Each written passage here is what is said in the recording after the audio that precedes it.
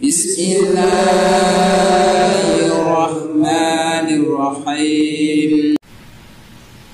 Assalamualaikum warahmatullahi wabarakatuh.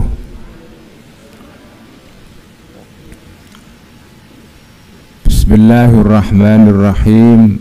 Alhamdulillahi rabbil alamin. Wassalatu wassalamu ala ashrafil mursalin Sayyidina wa habibina wa maulana Muhammadin wa ala alihi wa ashabihi ajma'in, amma ba'd. Para hadirin dan hadirat, para jamaah pengajian yang dirahmati oleh Allah Subhanahu wa ta'ala,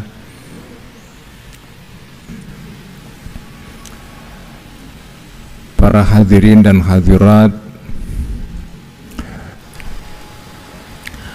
orang beragama itu tidak bisa kok patokannya itu convenience. Apa itu convenience itu? Convenience itu kenyamanan. Kalau Anda kepingin menjadi hamba Allah, itu tidak bisa kok kepingin nyaman terus. Karena sekarang masyarakat modern itu masyarakat yang kepinginnya itu seluruh hidupnya nyaman. Makanya toko kelontong itu kalau di barat namanya convenience store, toko kenyamanan. Kenapa? Karena tempatnya di tengah tempat lokasinya di tempat yang strategis, orang mudah menjangkau, warungnya juga enak, ada AC-nya, namanya convenience store. Kalau toko-toko tradisional yang bau, yang tidak ada AC-nya, ya, penjualnya kadang-kadang nggak pakai baju, ya, itu namanya bukan convenience store, itu non convenience store, ya, toko yang tidak nyaman.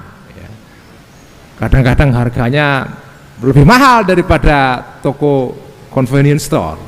Orang modern sekarang ini itu patokannya hidup itu semuanya harus convenient.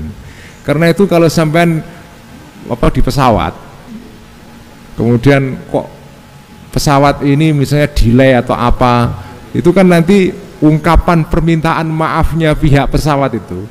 Ya, kalau dalam bahasa Inggrisnya, mohon maaf atas ketidaknyamanan yang ditimbulkan oleh keterlambatan ini. Wah, itu kan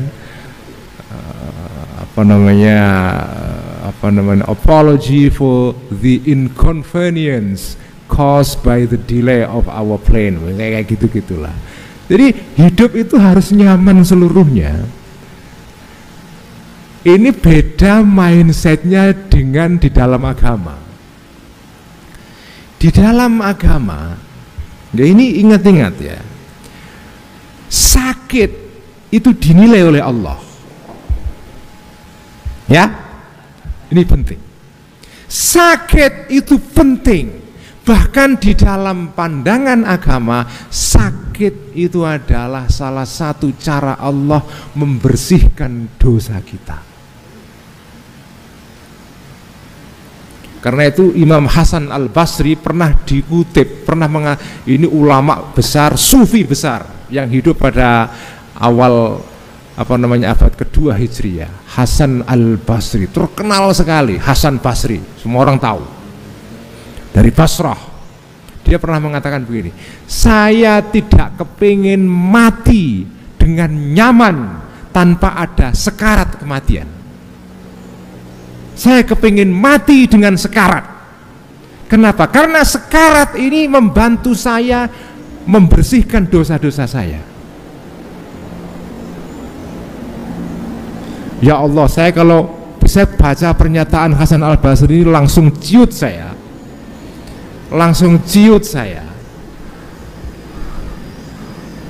Karena sekarang ini orang mati pun kepengen mati dengan convenient, dengan nyaman.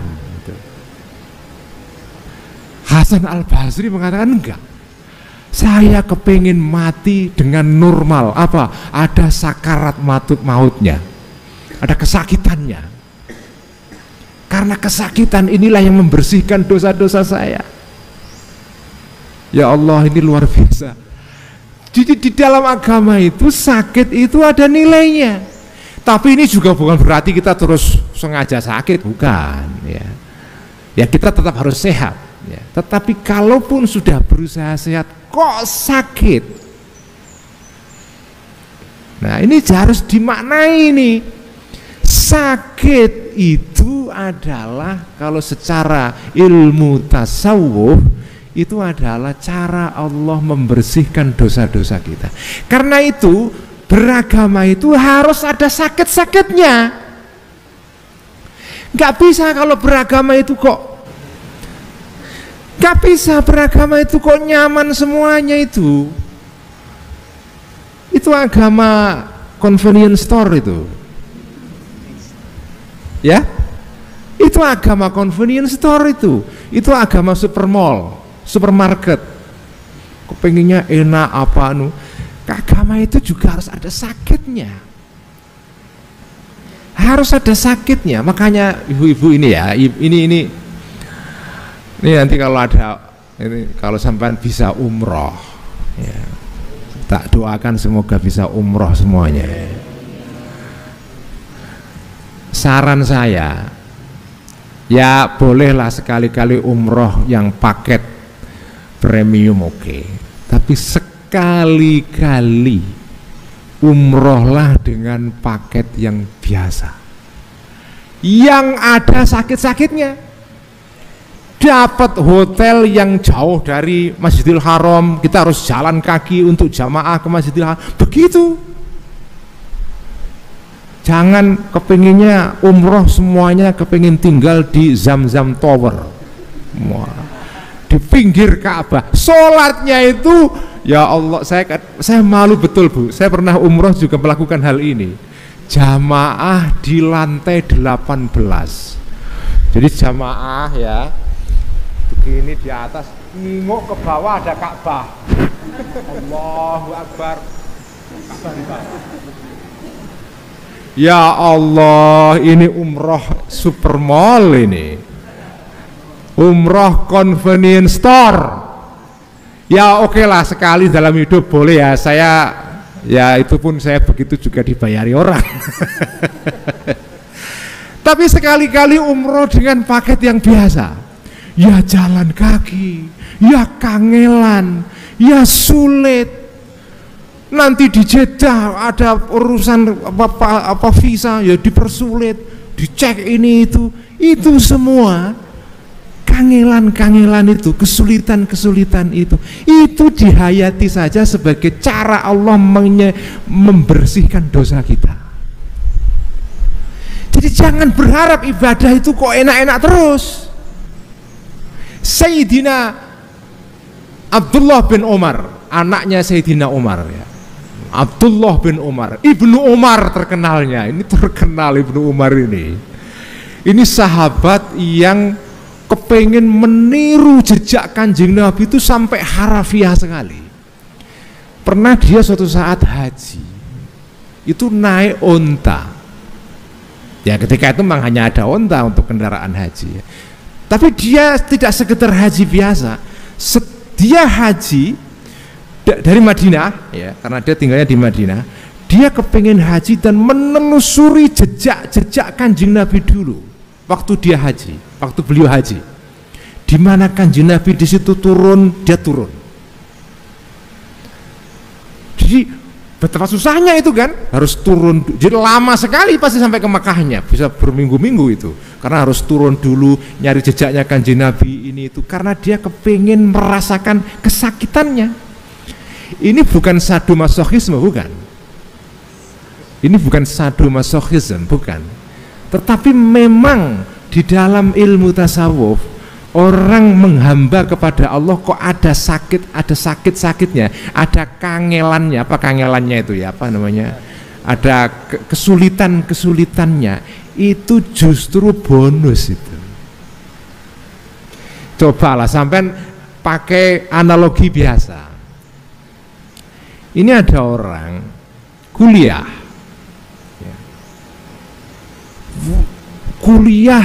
dan orang tuanya terbatas, tidak bisa membayari UKT secara rutin, pokoknya wah, berat sekali kuliahnya, wah berat sekali, dia harus ngirit ya. Makannya hanya Indomie saja ya. Indomie pun sekali sehari, susah sekali. Tiba-tiba ketika kelulusan dia cum laude.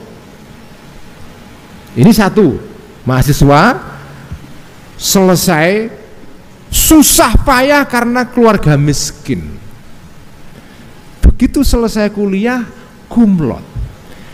Di sisi yang lain ada seorang mahasiswa datang dari keluarga kaya, kosnya pakai AC, enggak kekurangan sedikit pun, ya cum laude juga. Kira-kira tingkat kepuasannya besaran mana? Hah? Besaran yang pertama kan.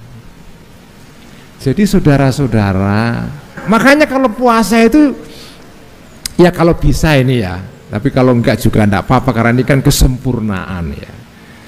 Kalau bisa itu ya kurangi juga kadar tidur kita.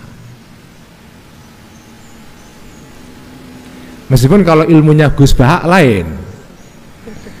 Kalau Gus Bahak kan ilmunya ya saya setuju juga sih ya. Gus Bahak kan ilmunya gini, orang kayak kalian ini tidur itu ibadah kok.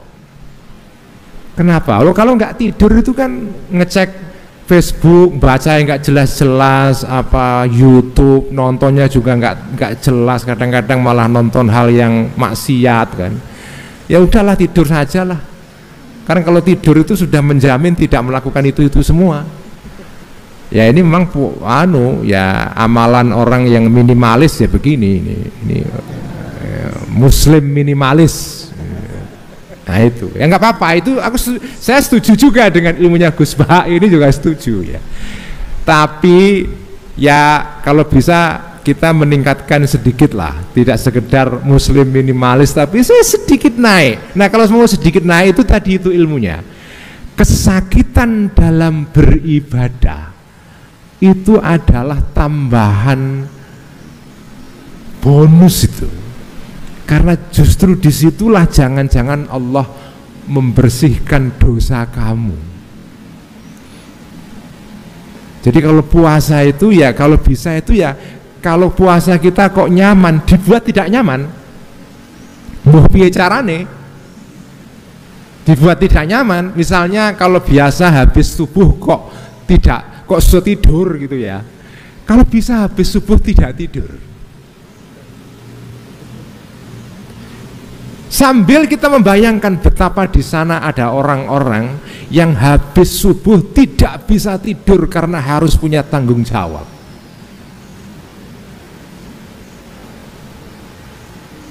Kalau bisa habis subuh tidak tidur. Karena memang tidur yang paling enak itu tidur pada saat puasa setelah subuh. Itu the best moment to sleep. Jujur ya. Wah, jujur lah, saya juga kadang-kadang begitu ya. The best time to sleep is after subuh untuk orang puasa. Nah kalau bisa tahan itu. Ini ilmu yang tidak ada di kitab. Ini temuan saya sendiri. Sampai cari di kitab tidak ada. Ini ilmu temuan saya sendiri. Jadi menurut saya, ini penghayatan saya. Ya, inilah untungnya orang yang sudah berumur ya. Ya saya itu nggak berumur, cuma sudah umurnya kepala 5, sudah punya pengalaman. Kalau kalian kan pengalamannya masih tipis. Ya. Kalau saya insya Allah sudah punya pengalaman. Ya. Nah berdasarkan pengalaman saya. Dalam agama itu kan ada namanya ajaran tentang halal dan haram. Halal dan haram. Haram itu apa sih? Haram itu sesuatu yang dilarang oleh Allah. Haram itu dalam bahasa Arab artinya sesuatu yang dipageri, itu haram. Jadi sesuatu yang secluded. Kenapa dipageri? Karena kalau orang terjatuh ke situ bahaya, maka dipageri. Jadi haram itu artinya kalau bahasa Jawa itu sikeran. Apa sikeran itu ya? Sesuatu yang dilindungi pakai pagar.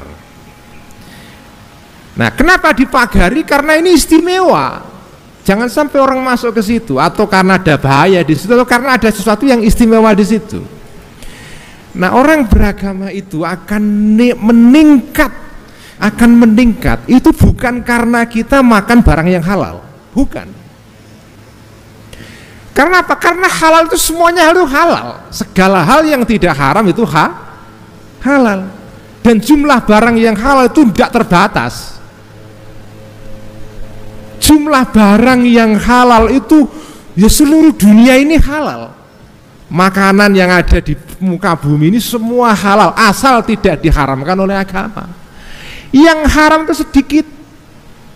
Hurrimat alaikumul maitatu waddamu walahmul khinziri wa ma uhilla li ghairillahi bihi wal munkhaniqatu wal mauqudhatu wal mutaraddiyatu wan natihatu wa ma akalas sab'u illa ma zakkaitum wa ma dzubiha 'alan nusubi wa antastaqsimu bil azlam.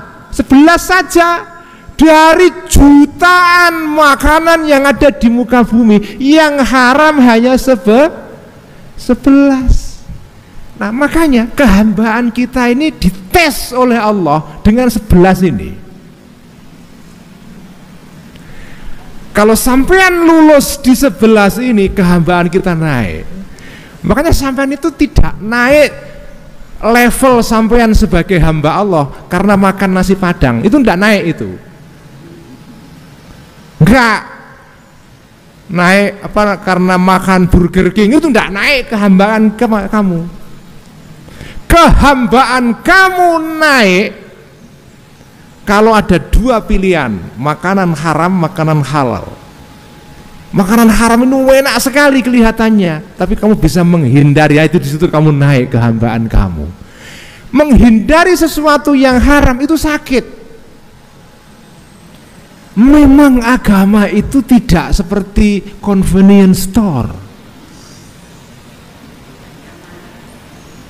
Ada hal-hal yang tidak nyaman. Dan ini problemnya, masyarakat modern itu kepingin semua hidupnya itu kok convenient semua. Bahkan agama pun kalau bisa juga ditafsiri yang convenient semuanya. Ini makanya ini saya punya guru namanya almarhum Kiai Haji Muhammad Ahmad Sahal Mahfuz. Dulu pernah menjadi ketua umum MUI dan Rois Am PBNU. Sudah almarhum, alimnya luar biasa. Beliau pernah kasih wejangan, pitutur atau nasihat kepada kami ketika masih jadi muridnya beliau. Beliau bilang gini, Cong itu artinya apa ya? Nak, kalau bahasanya Cong ya. Kamu nanti kalau jadi ulama, jadi kiai, kalau memberi fatwa kepada orang lain, carilah fatwa yang paling mudah. Tetapi kalau fatwa untuk diri kamu sendiri, carilah fatwa yang paling sulit. Ini etika fatwa ini. Kalau untuk orang lain, carikan fatwa yang mudah. Kenapa? Karena Kanjeng Nabi bersabda, yassiru wala tu'assiru. Tetapi kalau untuk sampean sendiri, cari fatwa yang paling berat.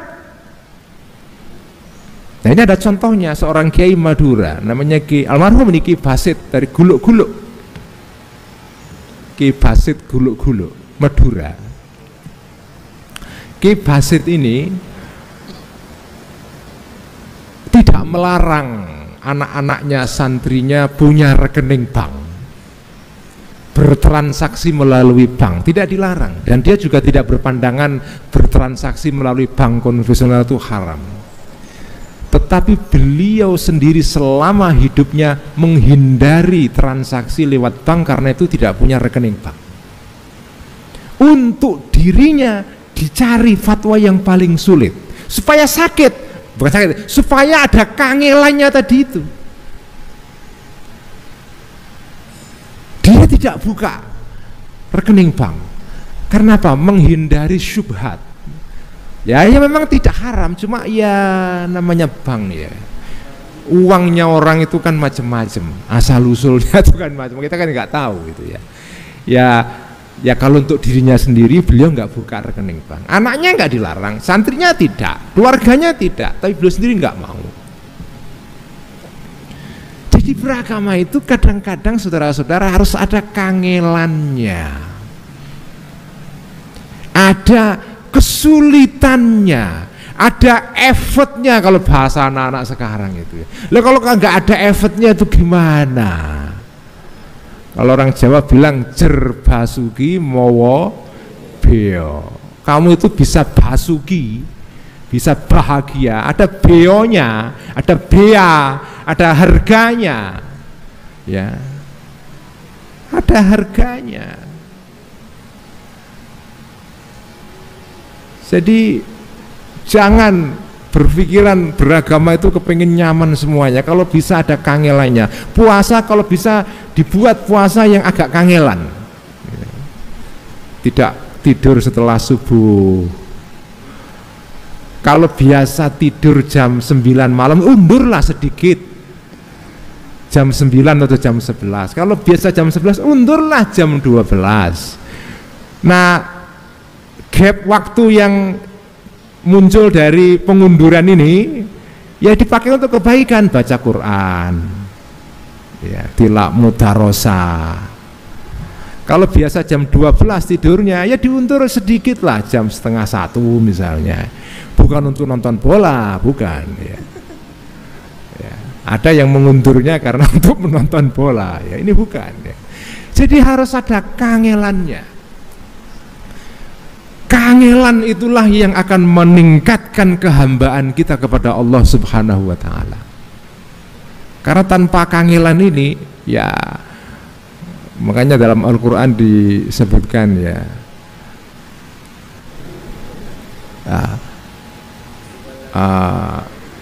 pokoknya orang itu jangan sampai mengira bahwa dia itu mengatakan beriman kemudian nggak dicoba oleh Allah itu. Tidak diuji oleh Allah itu. Jadi kalau ada kesulitan, ada kesakitan, ada inconvenient, itu justru kalau bagi orang beriman itu justru bonus yang harus dihayati sebagai itulah cara jalan Allah untuk membebaskan kita, membersihkan kita dari dosa-dosa kita.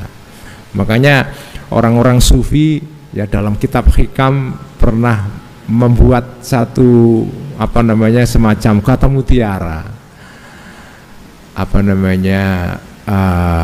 al-bala'u a'yadul muqarrabin. Ketika terjadi cobaan itu adalah hari rayanya orang-orang muqarrabin, orang yang dekat kepada Allah. Jadi hari rayanya orang-orang yang dekat kepada Allah itu pada saat dia dicoba oleh Allah dengan kesulitan.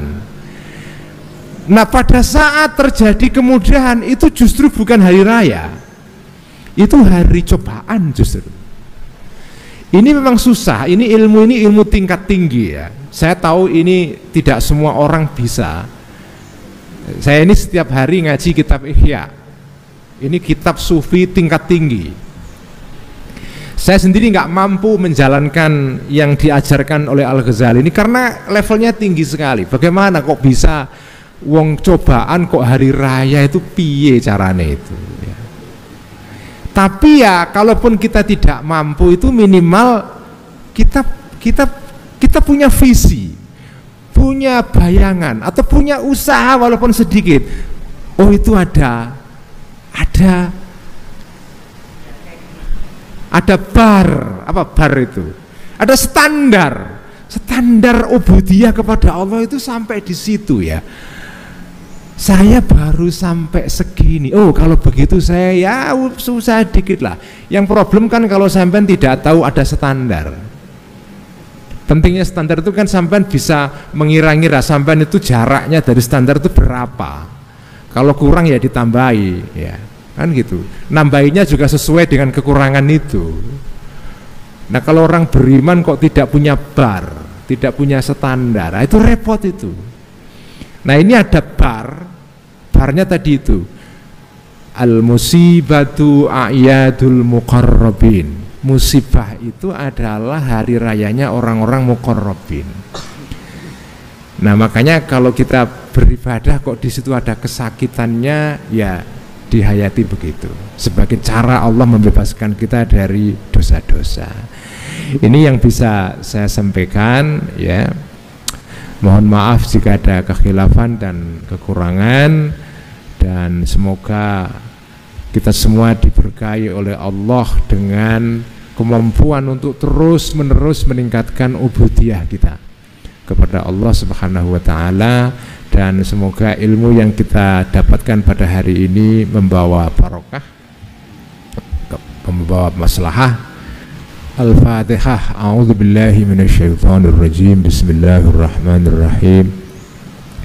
Alhamdulillahi rabbil alamin arrahmanirrahim maliki yaumiddin iyyaka na'budu wa iyyaka nasta'in ihdinas siratal mustaqim siratal ladzina an'amta 'alaihim ghairil maghdubi 'alaihim waladdallin amin. Sekian, wallahul muwaffiq ila aqwamit thoriq. Wassalamualaikum warahmatullahi wabarakatuh.